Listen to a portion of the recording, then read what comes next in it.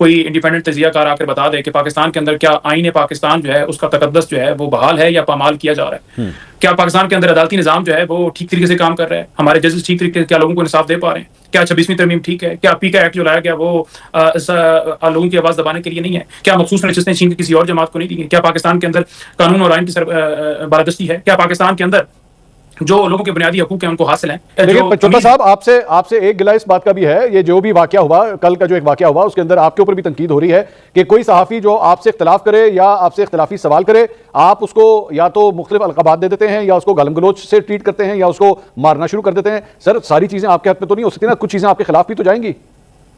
मंसूर भाई आपने बहुत अच्छा सवाल किया, मैं आपके सामने सवाल रख देता हूं। क्या कभी आपने इमरान खान साहब को ये कहा कि वो यजीद है? क्या असद कैसर की पोस्ट के ऊपर आपने लिखा कि जो ये सारे के सारे जो हैं वहाँ की अवाम गैरतमंद है और ये सारे बेगैरत हैं? क्या आपने इमरान खान को कभी फितना कहा? क्या आपने कहा कि बुशरा बीबी बेगौड़ी? ये तमाम के तमाम अलकाबात जो कि साफी का रूप धार के साफी कार्ड लेकर तैयब साहब जो हैं उनके अकाउंट के ऊपर मौजूद हैं और मैंने तमाम स्क्रीन शॉट लेकर ये सामने रखे हुए हैं।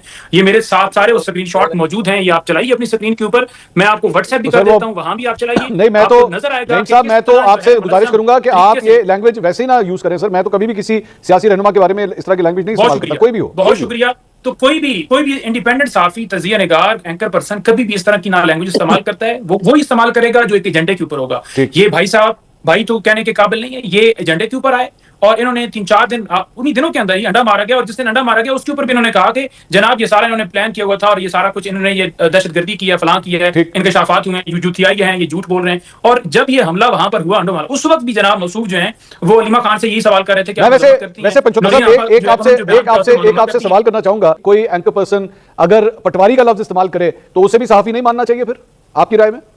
वो भी गलत है? देखें मेरा सिर्फ ये मुतालबा है, अगर कोई सहाफी किसी के बारे में जो है वो गलत लफ्ज इस्तेमाल करता है तो हम उसको सपोर्ट नहीं करेंगे, ठीक है, बिल्कुल नहीं सपोर्ट करेंगे।